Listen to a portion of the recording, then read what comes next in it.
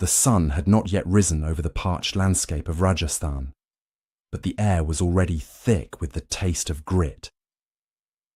It was the 1st of November, 1803. For the soldiers of the British East India Company, specifically the men under the command of General Gerard Lake, this date would not mark the beginning of a winter respite, but the end of a grueling endurance test that had pushed human physiology to its absolute breaking point. They had been marching for hours, a relentless, lung-burning pursuit across 25 miles of unforgiving terrain. The British column was a ragged snake of scarlet wool and sepoy linen, winding its way toward the village of Laswari. These men were exhausted, their uniforms stained with the sweat and dust of the Indian plains, their canteens running dry.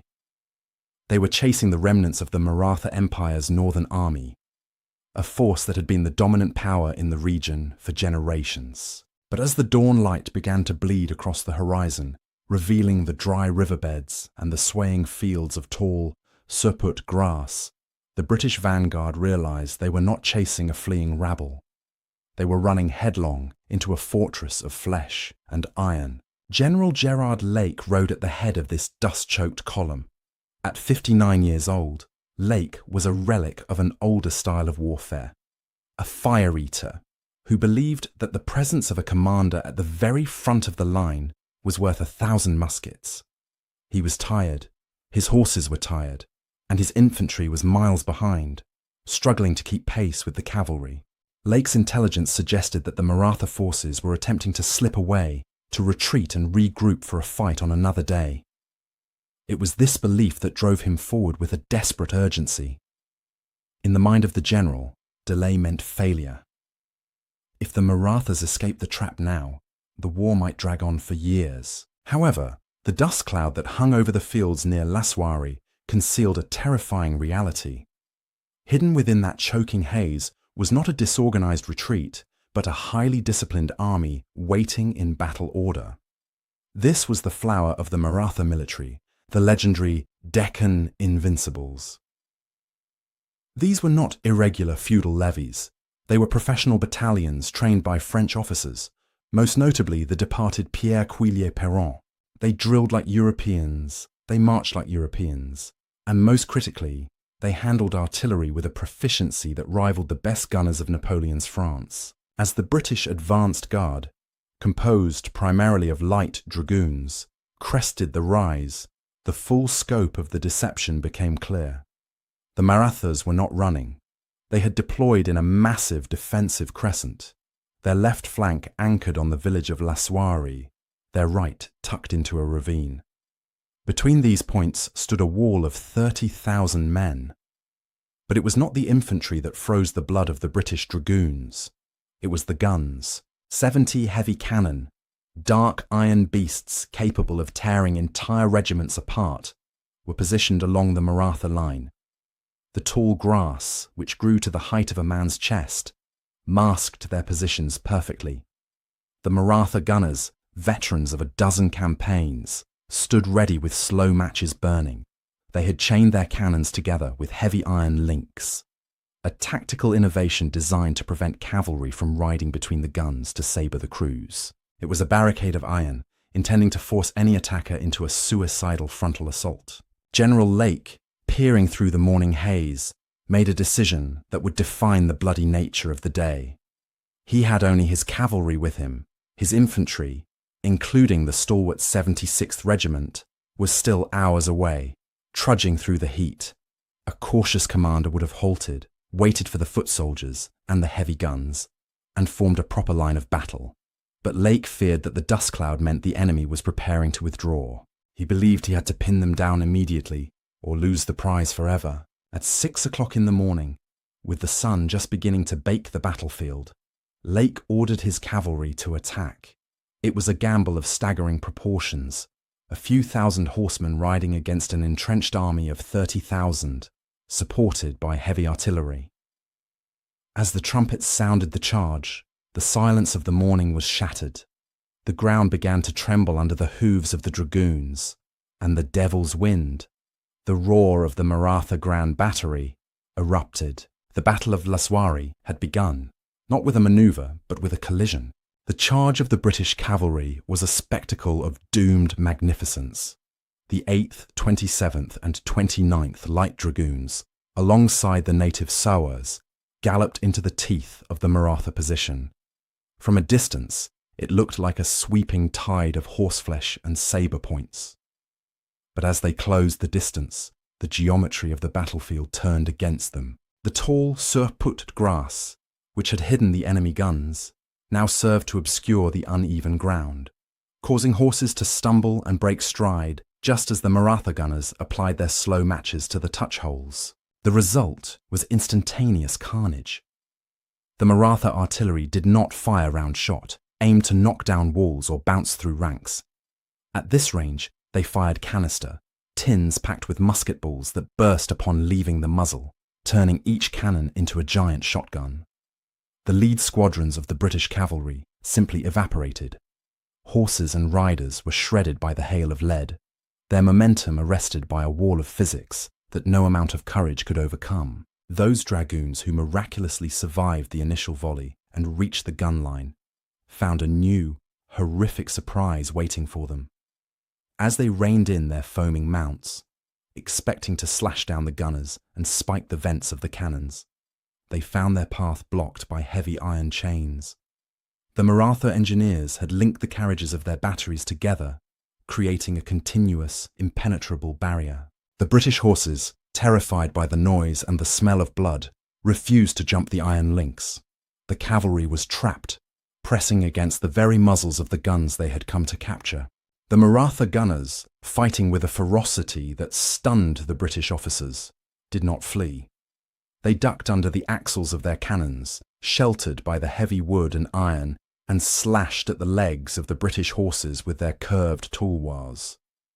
It was a chaotic, swirling melee in the dust, where the superior reach of the cavalry sabre was nullified by the crouching position of the enemy. General Lake, watching his squadrons being whittled away for no tactical gain, realized his error. The cavalry could not break this line alone. With a heavy heart, he ordered the recall.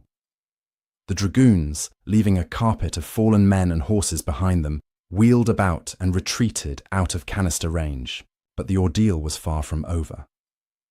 For the next several hours, a strange and terrible paralysis descended upon the field. General Lake could not retreat, for that would turn a repulse into a rout, yet he could not attack until his infantry arrived. He was forced to hold his ground. The British cavalry regiments formed up just out of reach of the smaller guns, but they were still well within the range of the heavier Maratha siege pieces. From 7 in the morning until nearly noon, the British army became a stationary target. The sun climbed higher, baking the plains and turning the dust-choked air into a stifling oven.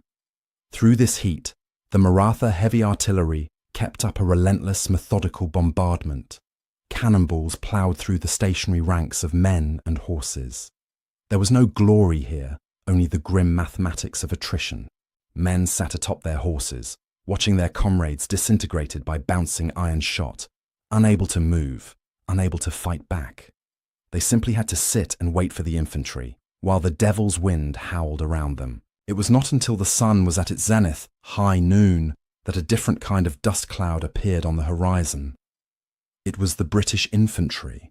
They had marched 25 miles since the middle of the night, driven forward by the desperate pace set by their commanders. Leading them was the 76th Regiment of Foot.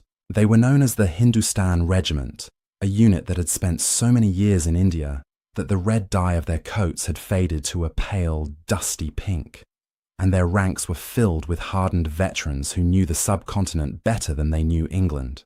They arrived at the battlefield not as fresh reinforcements, but as men pushed to the limit of human endurance.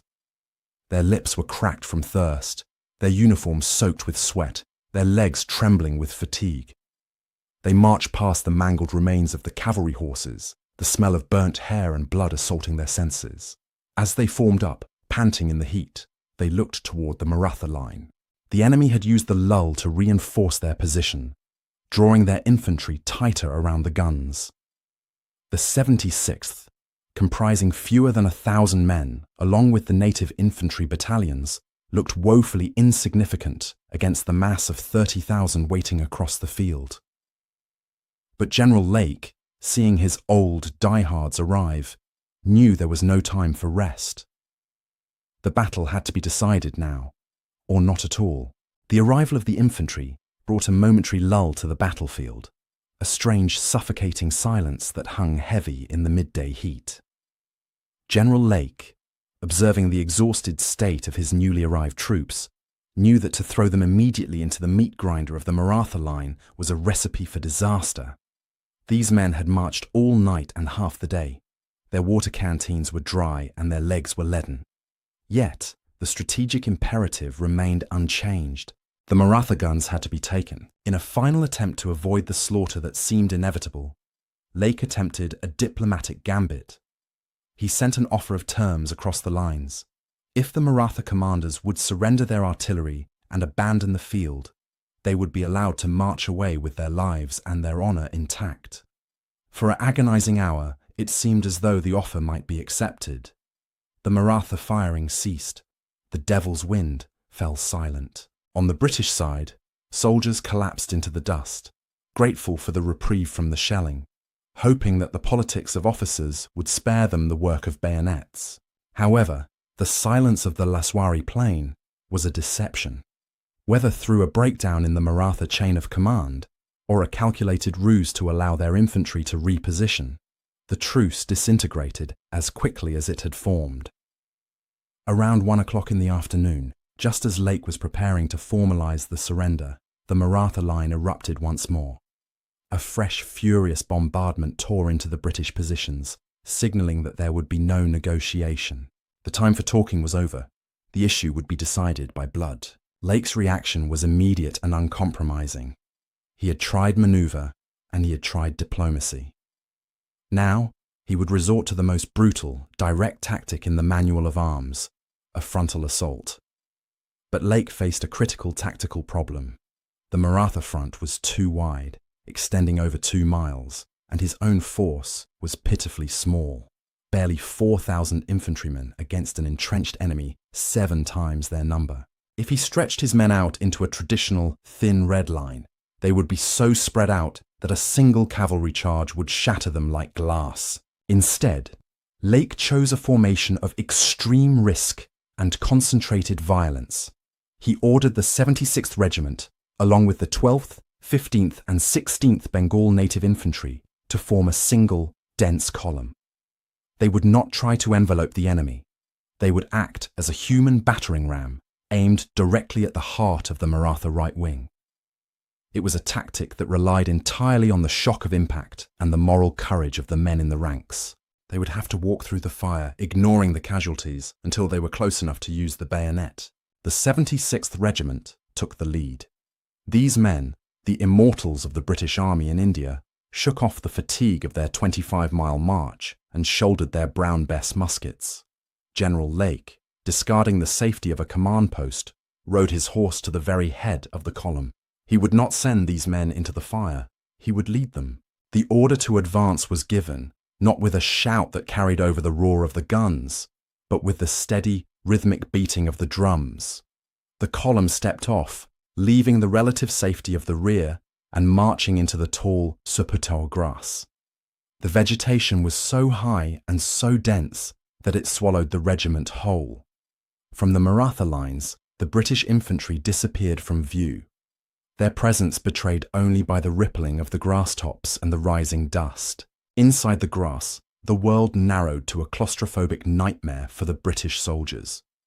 They could see nothing but the stalks in front of their faces and the backs of the men ahead of them. They were marching blind into the killing zone. They could hear the terrifying shrieks of the cannonballs passing overhead, tearing through the air with the sound of ripping canvas, but they could not see the guns that fired them. The tension was excruciating. Every step brought them closer to the hidden muzzle of a cannon. Every second stretched out into an eternity of anticipation. They marched in a grim, disciplined silence, a red river flowing through a sea of yellow grass, moving inexorably toward the point of collision where the battle and the fate of the empire in northern India would be decided. The transition from the blinding grass to the open killing ground happened in a single heartbeat. One moment, the soldiers of the 76th Regiment were wading through a sea of dry vegetation, isolated in their private tunnels of dust. The next, they broke into the clear. They found themselves less than 100 yards from the Maratha line. The deception of the terrain was instantly revealed. The enemy guns were not scattered or poorly positioned. They were arrayed in a terrifying, continuous wall of iron, their muzzles depressed to fire directly at knee height. Behind the guns stood thousands of disciplined infantry, their muskets levelled. For a fraction of a second, the two armies stared at one another across the narrow strip of scorched earth. Then, the Maratha commanders gave the order. The result was not a volley, but an erasure. The 70 guns, loaded with canister shot, fired almost simultaneously. The air between the armies turned into a spray of lead balls, iron scraps, and nails. It was as if a giant scythe had been swung at the knees of the British column. The front ranks of the 76th Regiment simply ceased to exist. In the blink of an eye, dozens of men were torn apart, their red coats dissolving into a mist of blood and tatters. The impact was so violent that it physically halted the momentum of the column, pushing the mass of men backward as if struck by a gale-force wind.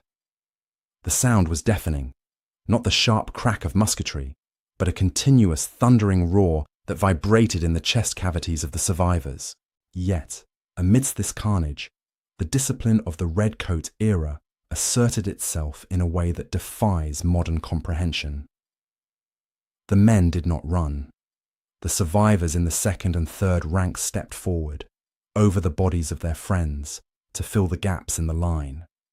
They were walking into a storm of metal, guided only by the rhythmic tapping of the drums and the screaming of the sergeants.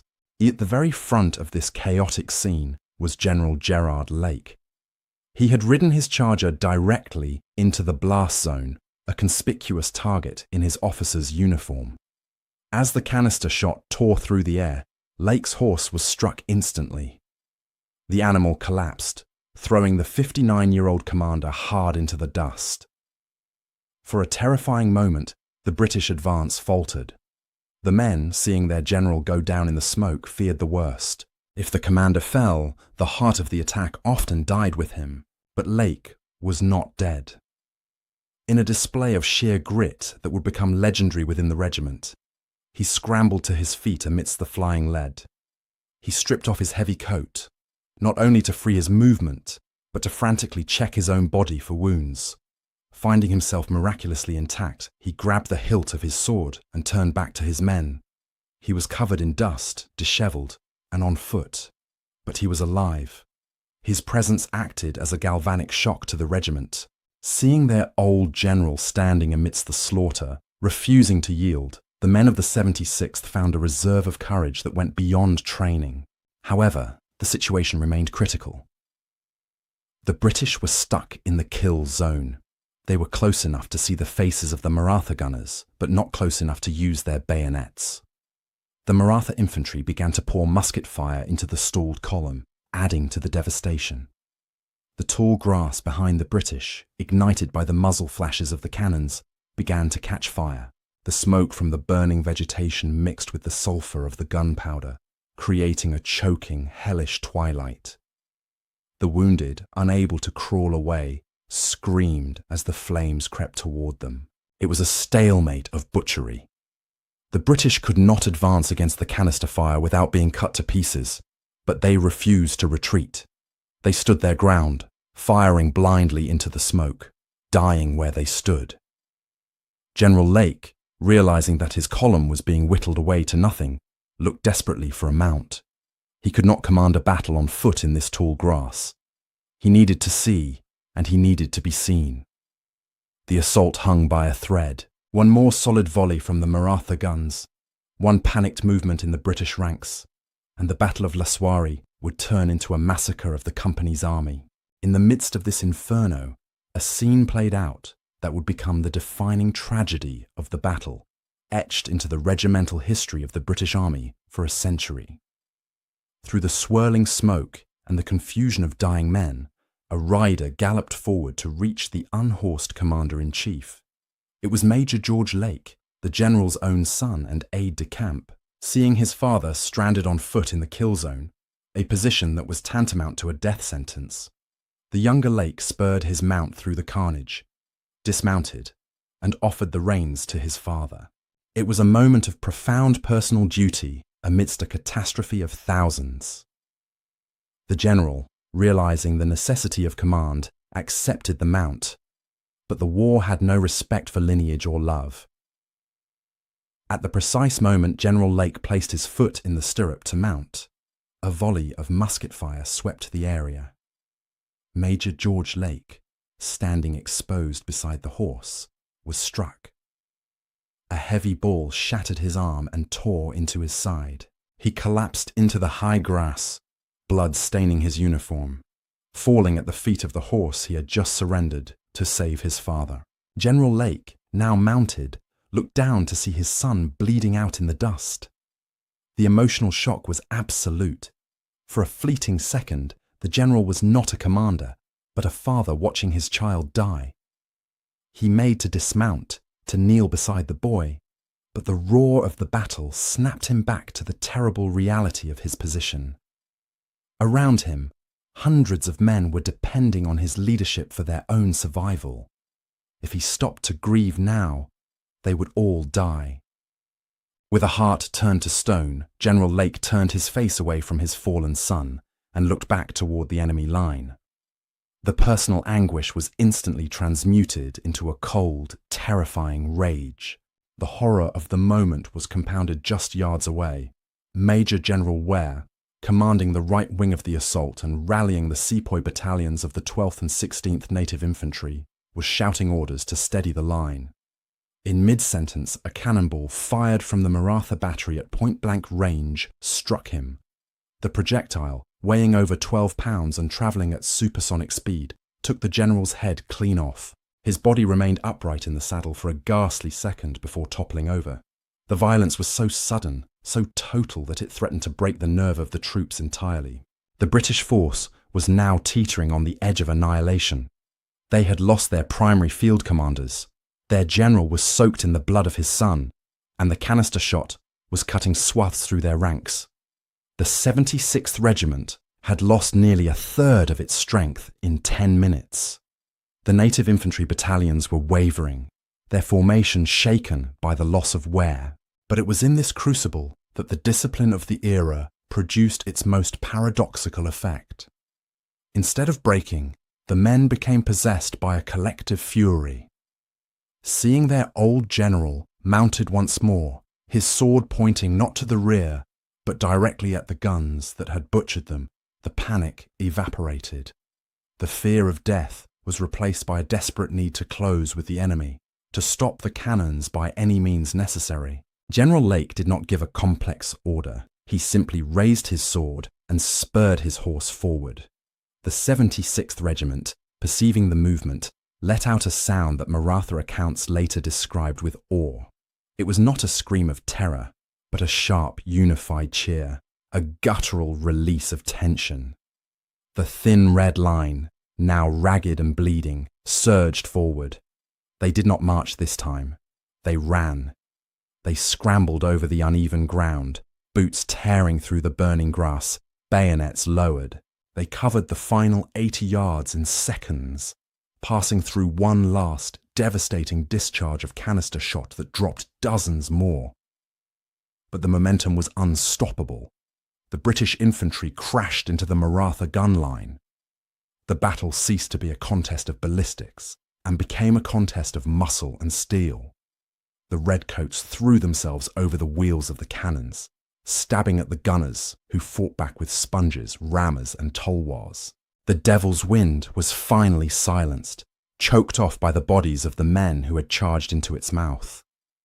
The fight for the guns had ended. The melee for the soul of the army had begun. The capture of the Maratha guns did not signal the end of the battle, but rather its descent into a chaotic, primitive struggle for survival. The soldiers of the 76th Regiment, having vaulted over the wheels and breeches of the enemy cannon, expected the Maratha crews to flee in terror. They were accustomed to armies that broke the moment their artillery was overrun. But the Maratha gunners at Laswari were a breed apart. They did not run. Instead, they dropped beneath the axles of their massive iron guns, using the heavy carriages as shields. As the British infantry stumbled forward, gasping for breath and disoriented by the smoke, the gunners surged up from the ground. Wielding heavy, curved tulwars, swords capable of shearing through a musket stock or a limb with a single blow, they slashed at the legs and groins of the redcoats. The fighting degenerated into a savage brawl in the dirt. There were no formations here, no officers' whistles, only the grunt of exertion and the wet thud of steel on flesh. The British soldiers, encumbered by their long muskets and bayonets, found themselves at a disadvantage in the cramped spaces between the chained cannons. They had to use their weapons like pikes, stabbing downward at the frantic, hacking enemies who refused to surrender. While the 76th was embroiled in this deadly wrestling match along the gun line, a darker threat emerged from the gloom. The Maratha infantry, the vaunted Deccan Invincibles, had been waiting behind the artillery. Seeing the British attack stall among the guns, they levelled their muskets and unleashed a volley at point-blank range. The 76th, already battered and disordered, reeled under the impact.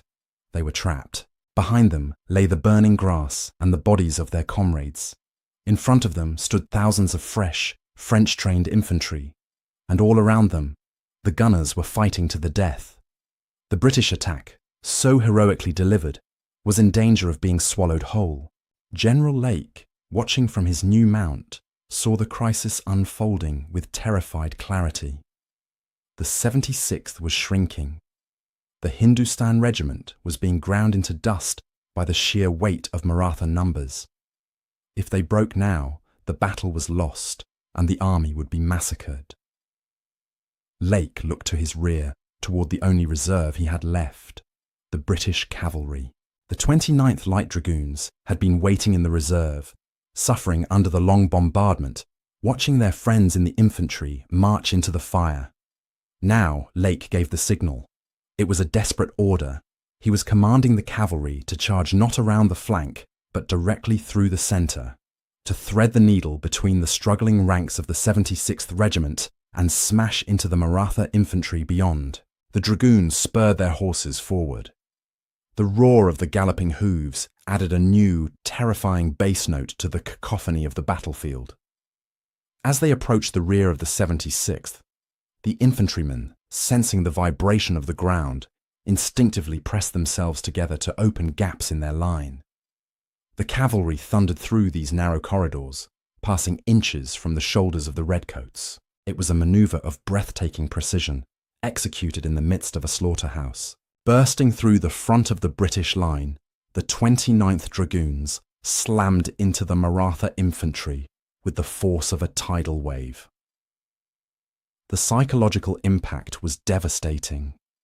The Maratha soldiers, who had been focused on the bayonet fight to their front, suddenly found themselves overrun by heavy horses and flashing sabres. The momentum of the charge carried the dragoons deep into the enemy mass, shattering the cohesion of the battalions. The Deccan Invincibles, who had stood firm against artillery and infantry, finally began to crack under the shock of the horsemen. Simultaneously, the native infantry battalions on the British wings, inspired by the sight of the dragoons, renewed their own assault. The battlefield became a swirling vortex of dust, smoke, and violence. The rigid lines of the 18th century tactics dissolved entirely. It was now a hunt. The British cavalry, maddened by the hours of passive suffering under the bombardment, showed little mercy. They rode down the broken formations, pursuing the retreating Maratha units into the ravines and the riverbeds. The structure of the Maratha army, so imposing and disciplined just an hour before, had been smashed by the hammer blow of the combined arms assault. As the sun began to dip below the horizon, painting the sky in violent hues of orange and bruised purple, the cacophony of the day slowly bled away. The roar of the cannons, which had dominated the senses for 8 hours, was replaced by a sound far more unsettling: the low collective moan of thousands of wounded men. The Battle of Laswari was over. The British had secured the field, but as the dust settled, the survivors looked around, not with the elation of victory, but with the hollow, 1,000-yard stare of men who had walked through hell. The scene that greeted General Lake as he rode across the captured position was apocalyptical. The 71 Maratha guns, the iron prizes of the day, stood silent now, their barrels hot to the touch. But it was what lay around them that silenced even the most hardened veterans of the company army. The Maratha infantry had not fled in a panic, as was so often the case in colonial warfare. They had died where they stood. Entire battalions lay in straight lines, cut down in their ranks, their muskets still clutched in dead hands. The gunners lay draped over their cannons, hacked to pieces but refusing to abandon their charges. It was a testament to their discipline and the training of their French officers. They had fought with a valour that commanded the absolute respect of their British conquerors. For the 76th Regiment, the victory was a graveyard. They had marched onto the field with the swagger of the immortals, but they ended the day as a shattered remnant. Nearly 1 in 3 men of the regiment had fallen. The officers' mess was decimated. Captains, lieutenants, and ensigns lay dead in the burnt grass. The survivors, too exhausted to celebrate, simply collapsed among the bodies of the enemy. They had no water, no food, and no strength left to pitch tents. They slept where they fell, using the cold iron of the captured cannons as pillows, surrounded by the stench of burnt flesh and gunpowder. General Lake, the architect of this bloody triumph, was a man consumed by physical and emotional agony. He had 2 horses shot out from under him. His uniform was torn, and his body was bruised from his fall. But his primary concern was personal. Amidst the chaos of the casualty clearing stations, where surgeons worked with saw and knife by the light of flickering lanterns, he found his son. Major George Lake was alive, but gravely wounded. The sight of his son, pale and bloodied but breathing, offered the general the only measure of relief in a day defined by loss. The cost of Laswari was staggering. Between the 2 armies, nearly 7,000 men lay dead or wounded on the plain. The British had lost over 800 of their best troops, a catastrophic number for a small colonial expeditionary force. The Maratha army had effectively ceased to exist as a fighting force in northern India. Their guns, their stores, and their veteran battalions were gone. The devil's wind had blown itself out, but it had stripped the land bare in the process. In the grand tapestry of British military history, the name Laswari is often obscured by the shadow of a different battle fought just weeks earlier. Assaye. At Assaye, the future Duke of Wellington, Arthur Wellesley, won a brilliant tactical victory that would launch his career toward Waterloo and immortality. But for the soldiers who served in India, for the men who knew the smell of the dust and the heat of the plains, Laswari was the true test. General Lake, writing in his dispatch the following morning, did not speak of brilliance or manoeuvre. He wrote simply and starkly, "I never was in so severe a business in my life or anything like it." He recognized that Laswari was not won by the genius of a general, but by the sheer, bloody-minded endurance of the common soldier. It was a victory of the bayonet over the cannon, of discipline over physics. The strategic consequences were monumental. In a single afternoon, the power of the Maratha Empire in the north was broken. The British East India Company was no longer just a trading power with an army. It was now the master of the Mughal heartland. The capture of the 71 guns at Laswari meant that no native power in the region could challenge British supremacy for another generation. The dream of a French-aligned India, capable of threatening British interests from the rear during the Napoleonic Wars, died in the tall grass alongside the Maratha gunners. Yet as the years passed, the memory of Laswari faded. The 76th Regiment would eventually return to England, their ranks replenished, their faded pink uniforms replaced with fresh scarlet. The The story of the thin red line charging the guns, of the general and his son, of the dragoons smashing the invincibles, became a footnote in dusty regimental histories. But if one looks closely at the history of the empire, the Battle of Laswari stands as a grim reminder of the reality of empire building. It was not a parade of flags and glory. It was a brutal, intimate struggle in the dirt, fought by men pushed beyond the limits of fear. It proved that the redcoat machine was terrifying, not because it was invincible, but because it was relentless. At Laswari, 4,000 men walked into the mouth of 30,000, and through a combination of arrogance, courage, and desperate violence, they broke the back of an empire. The sun set on the Maratha Confederacy that day, and it rose on the undeniable, if bloody, dawn of the British Raj. Thank you for listening to our story. If you found this history as fascinating as we did, please like this video and subscribe to British War History for more. We read all of your comments, so be sure to leave your thoughts below. We'll see you in the next video.